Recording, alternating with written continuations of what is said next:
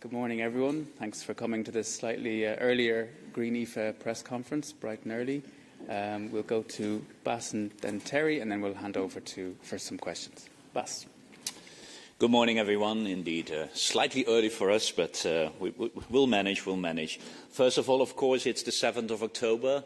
Very clear what happened 2 years ago was a horrendous event that happened 2 years ago, and I think we are all still remembering the images of what happened there, what Hamas did. And let's also be very clear, Hamas is a terrorist organization. We condemn very much what happened there, and also any form of anti-Semitism that has increased since then. At the same time, we also know that what happened after, we also want to end. The war that is happening since October 7, we want it to end. And we also know that there is now, of course, a plan put on the table by, I would say, two old white men, being Trump and Netanyahu. Well, let's see how the peace talks will go. We will follow that like all of you, of course, but it's also very clear that any peace plan always needs to be in line with international law and also should respect the self-determination also of the Palestinians. And until now, the talks are more over their heads than with them. And there is only one chance of a sustainable peace if all the parties are at the table, and we will follow that very closely. What will also happen this week is, of course, it's always a bit of a weird bridge, right, to move on to other topics. But of course, we will also expect today a steel plan of the European Commission. I think in general we do understand and we also support what the Commission is trying to do here, probably raising tariffs at the same time. But I think there are two things very important. First of all, it still feels very much that the Commission is dealing with every crisis in the industry piece by piece, although all the problems in the industry are the same. It's lack of investment, lack of clarity, and lack of guidance where Europe is going. We have put that guidance on the table in the previous term with the Green Deal and decarbonisation. So for us it's very clear that if you are going to help the industry, and we do think that the industry needs to be helped, then you also need to be very clear what the end game is, where we are going to. And the only way for European industry to be competitive is by investing in green innovation and creating a new industry that can compete with other steel producers in the world, mainly, of course, also coming from China. And that also needs to be part of the plan, so that the steel industry knows what the direction of Europe is, and that it's just not a little help, that it will be insufficient, and then in the end, in a couple of years' time, we are having the same problem. Basically, the Commission now really finally needs to act on its clean industrial deal that it presented in March, and since then has not really acted upon. And this remains one of our biggest calls. Then the last point is a discussion that we are going to have in the European Parliament. It's about farmers in the supply chain, which is a very important topic to strengthen the position of the farmers in the supply chain. Unfortunately, the file has been, I would say, taken hostage, hijacked, taken hostage by the EPP, by putting in a crazy amendment on veggie burger. So, sorry to say, but that we now are having to discuss this item, it's crazy and it's typical EPP. It's also very clear we will not support that. We will not support any of these attempts to make the word veggie burger impossible. I think consumers know very well what a veggie burger is. They are not confused at all when they are buying it. But stressing once more, the file is about something else. The file is about strengthening the farmer in the food supply chain. And there are some good proposals in it. We think it could have been better. So there, EPP is basically distracting this fundamental debate on strengthening the farmer's position in this food supply chain by this veggie burger. So we will keep the eye on the ball and focus on the improvements of the file itself. And we'll try to vote down this veggie burger lunatic. Terry. Maybe I pick up here with something that we already discussed yesterday, and you have probably been closely following the debate on the motion of censure. For us, this is certainly not the biggest political priority of this week, but because it entails a bigger question that we have been working on over the past months, and I think the general question of how this Parliament is working and what majorities constitute this Parliament, maybe to pick up on what was said yesterday. To be honest with you, looking at the geopolitical situation that we are in, I think now having an institutional crisis, and I said it in the debate and before, is not really in the interest neither of the progressive side of this Parliament nor of the people inside of EPP who actually want to move something forward and who want to build strong majorities in order to move ahead. So our priority will really be on how can we make some of the issues that are reasonable in, for example, the motion of censure of the left, how can we make this a political item, a political demand that moves forward. And I think if you look back, for example, at the State of the Union, you can see that this kind of negotiation strategy has been successful. I mean, Bas was mentioning the situation in Gaza. The fact that now the Commission has moved on this is certainly because of these efforts that we and also others have put in order to make the Commission see that they have to act. Now with the Commission work programme, obviously we are going to have a broader portfolio of topics. We will still talk about the climate, as you can imagine. It's not rocket science that we are pushing when it comes to the Green Deal, but for example also when it comes to having something strong on climate adaptation. We will push on social issues. We still want to see more action from the Commission on, for example, housing, also with regards to the MFF, where we do not see this sufficiently covered yet, for example, with a dedicated housing fund.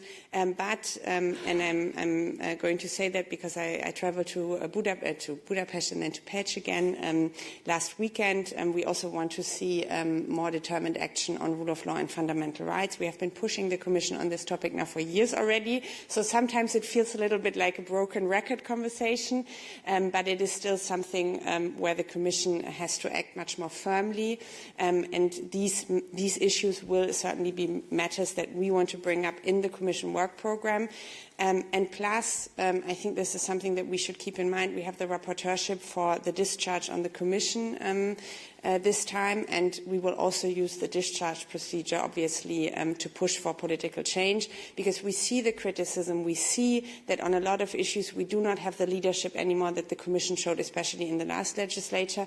At the same time, I personally do not see how now voting this Commission down, then going into a reappointment procedure, and then having months and months again of seeing the majorities that we have in this House and in Council, and how difficult it is to find any way forward to be useful in this. So we will use the tools to put pressure, but at the same time work constructively. And we have seen that this was also fruitful in the last weeks.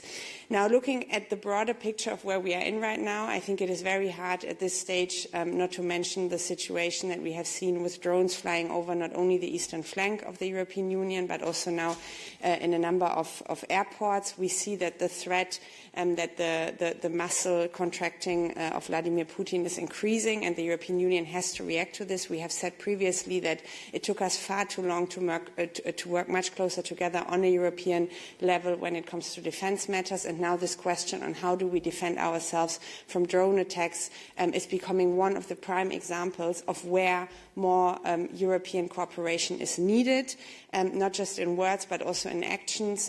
We hope that there is now going to be a shift, because at the end of the day, the level that was blocking to move forward on this was not this Parliament, it was not the European Commission, it was in a lot of instances the Member States that did not want to give up their own playing field on defence matters. And this has to change, not only when it comes to drones but when it comes to defence cooperation altogether, to secure our security, to safeguard our security, but also to make our defence spending much more efficient. So this will be something that we will be pushing also in this plenary and then for the months ahead. Thank you. Thanks, Terry. Do you have any questions? I have one here first. Thank you. Good morning. I'm Florentin Collomb from Le Figaro from France. Could you ask either of you to comment on the political situation in France? Is it a concern for Europe? Is there a contagion risk, or what could be the consequences for Europe? I think it's quite obvious it's a concern for everyone. First of all, what you see in France is, of course, what happens to a country when the extremes are fighting over each other, and there doesn't seem to be a centre anymore in France. And without a centre, you see what's happening to a country. So I think that is very much concerning. Secondly, will it be contagious? Well, I think politically speaking, we need a strong France. If you look at the situation in Europe, and the threats that are, at the door of Europe, we cannot afford a weak France. Europe needs a strong France, and this is a problem for everyone. And then thirdly, also economically, of course, there are big uncertainties about the future of France and also how the financial markets will react to that. So that is, of course, also a concern. But I think the political instability is even more of a concern than the economic issues, because otherwise we're only talking about the euro, etc. But I think where it has to start with is the political situation, and Europe is not being helped by the crisis that France is seeing at this moment. And I think it shows very clearly that what happens to a country if politicians can't, overstep the differences and try to work together. And this is what happens when the extremes take over. Can I just add that, of course, everybody here says that we need to have a strong France, because without a strong France, Europe is weakened. I want to reflect maybe a little bit on the political situation, because sometimes I have the feeling what is happening in France is a little bit the challenges that we have here in the parliament on steroids, Like, it's people who are not capable of actually coming together in a very polarizing. We also see, we are all confronted. We also see social media where things are being polarized and heightened to a degree that, you cannot bring it back down to earth and then find compromise on what actually matters to citizens. And this is something that we have to work against together. And I think for me, the person who is in the strongest role of responsibility here is, of course, the president. And the fact that now close allies of him are saying that they do not understand his strategy anymore, reappointing yet another prime minister from the political right, not bringing together the center-left as well, I don't see how the strategy can work. So my appeal would really be to Macron to try to form these kind of compromises. I know it's difficult. I know we all have our egos, and I know that they have probably been hurt over the course of many months of political conflict.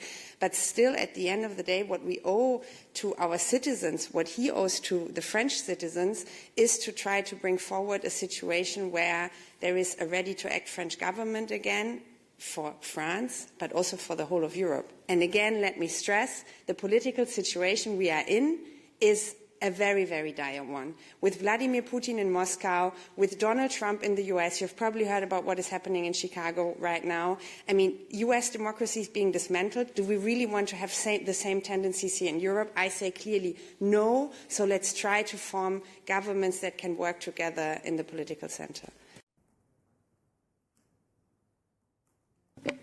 Hi, Max Guerrera for Politico. I wanted to ask about the MFF. It seems S&D is very keen to have the national plans withdrawn, EPPs, negotiations with the Commission to see what they do, because otherwise they will also withdraw it. So what is your position? Are you ready to ask the Commission to withdraw the national plans? Again, just the national plans, so not rejecting the whole thing, just the national plans.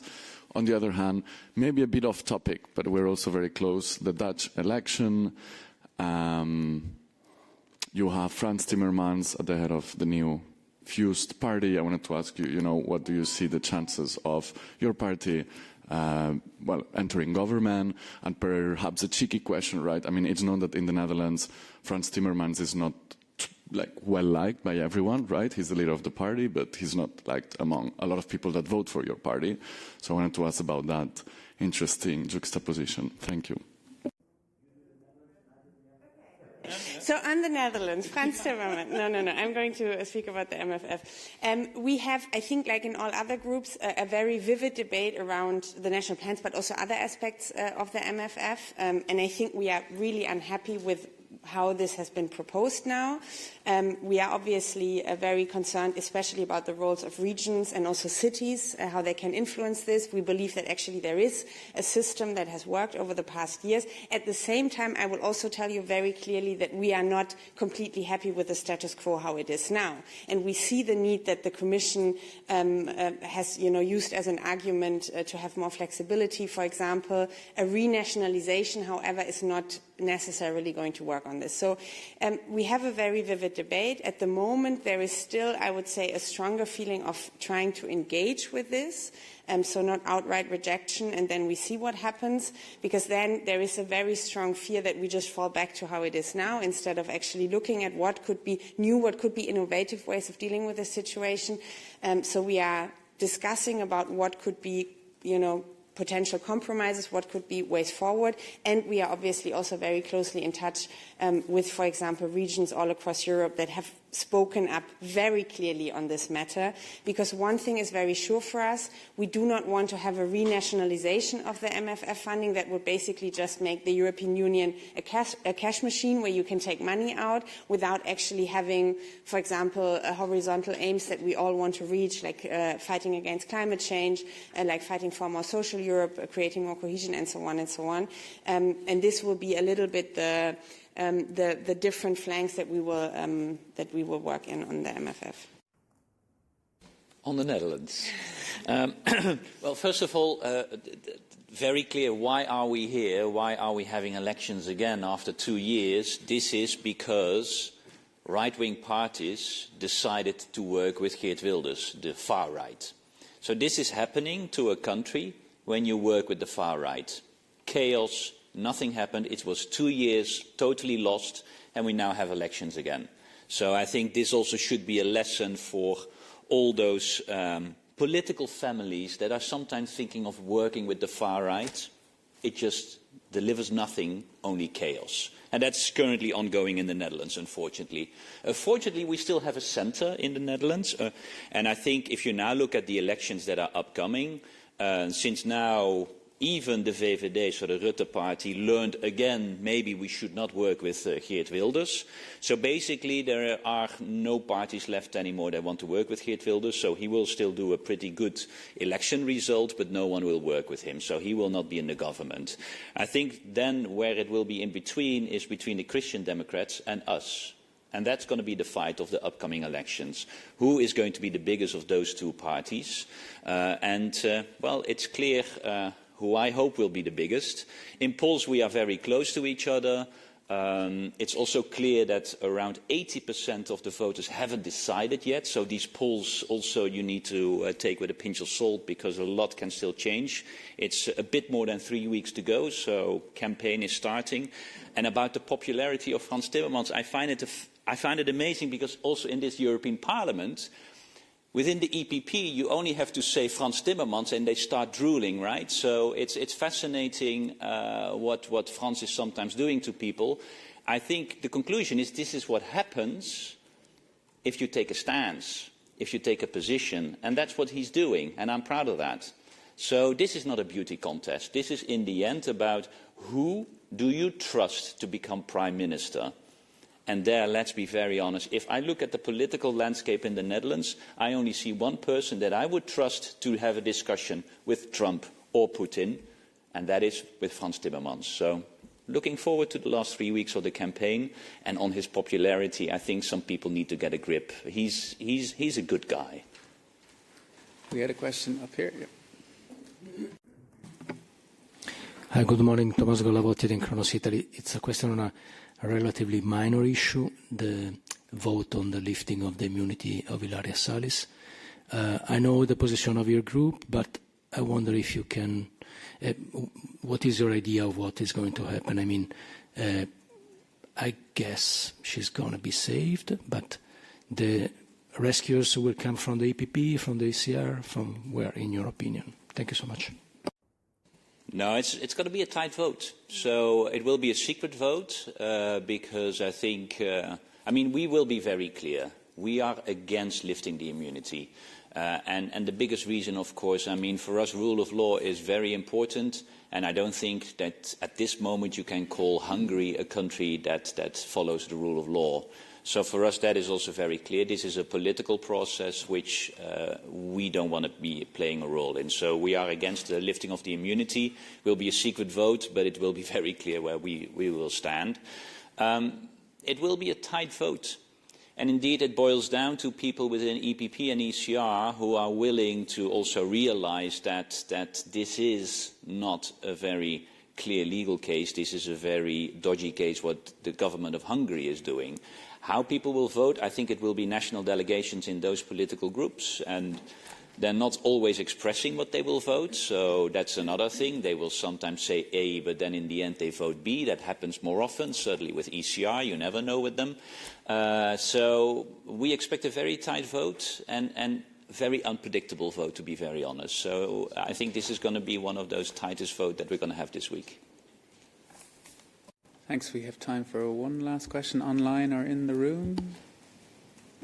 All good? Then have a very good day. Thanks for coming.